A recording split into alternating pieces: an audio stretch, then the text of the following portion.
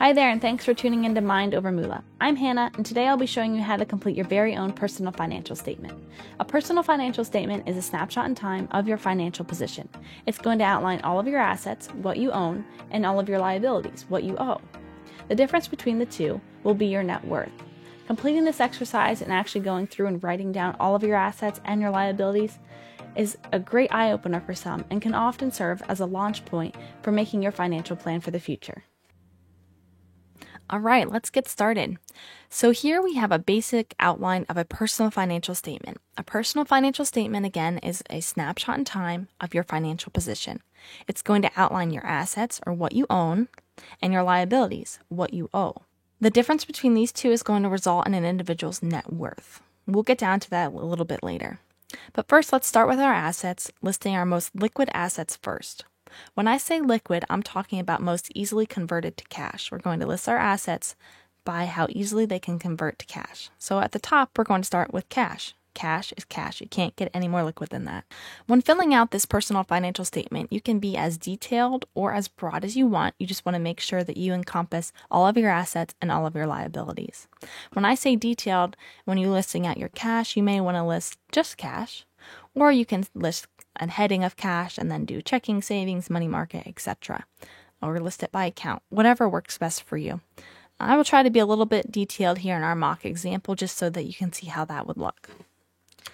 So let's list cash at the top.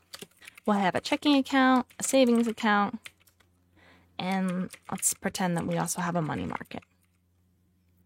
Our individual has $2,500 in their checking, $3,000 in their savings, and maybe $5,000 in a money market account. Moving down, we would want to list any investments that we have.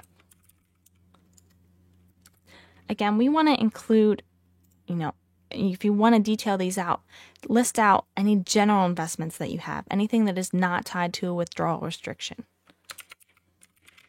And then we'll move down into our 401ks, IRAs, things like that.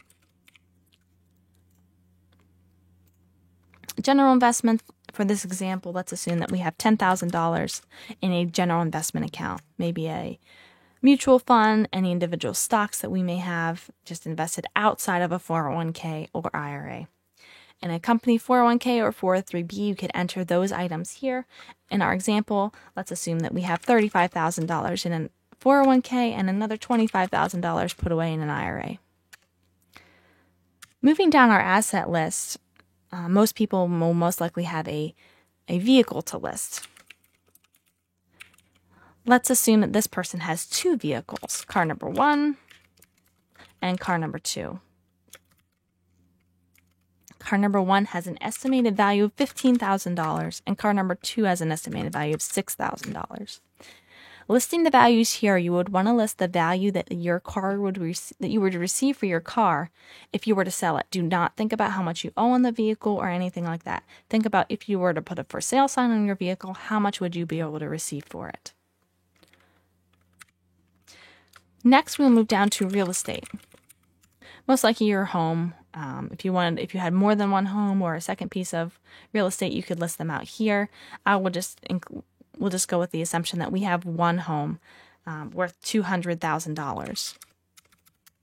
Do not list the value of your home if you rent. You only want to list the value of your home if you actually own your home. If you had any other assets, you would list them here as well, maybe a boat or an RV or a motorcycle, anything like that. Feel free to list that here as well. In our example, our individual does not have any other assets, so we'll leave that blank, but we also leave that here in case you wanted to add that in the future.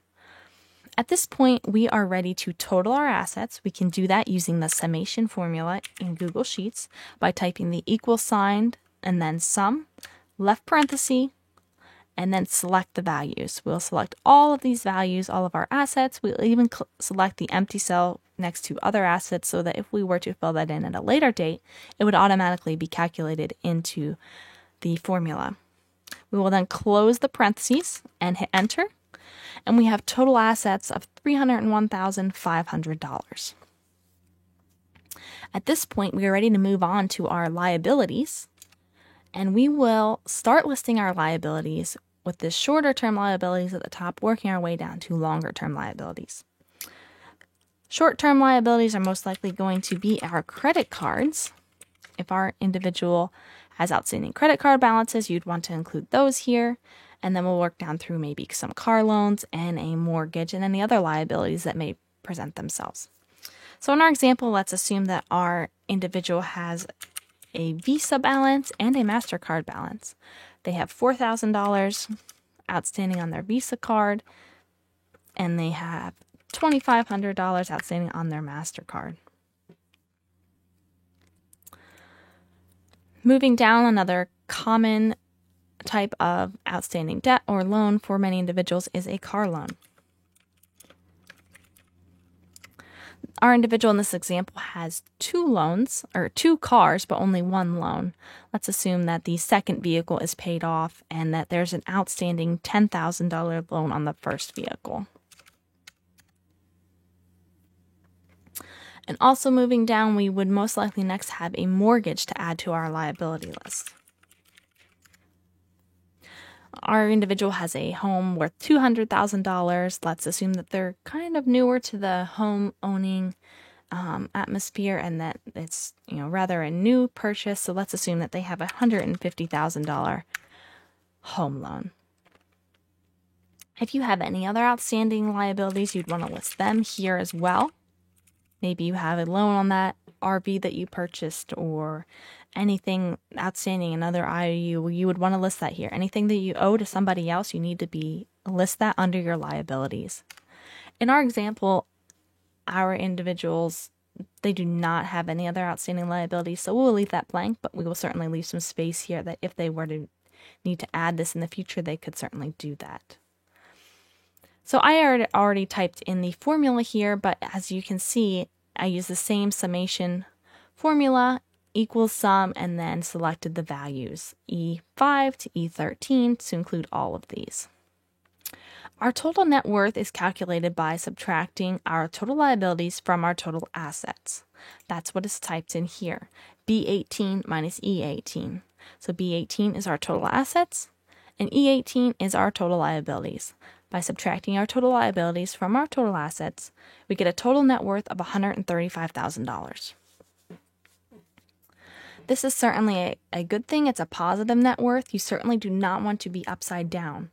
When I say that, is having total liabilities that are greater than your total assets. You do not want to be in that position. It is certainly an uncomfortable position to be in. You certainly want to have a positive net worth and keep that growing. So this is our very first personal financial statement. Again, it outlines our assets of what you own and our liabilities of what you owe. It's a great exercise to do to see where you stand financially.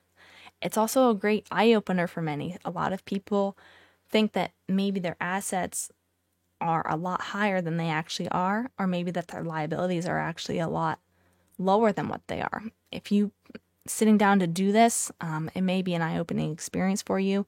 You may actually find out, I need to work on this area, I need to work on this area, but it's a great place to start. It's a great way to see your debts listed out so you can start chipping away at these. It's a great thing to do just to figure out where you are, where you want to get to, and start thinking about a game plan of how you want to get there. Thanks for tuning in today. I hope this video provided you some value in understanding what personal financial statement is and how it can serve as a launch point for your future financial plan. If you have any questions, please feel free to leave them in the comments below, and don't forget to like and subscribe for more videos.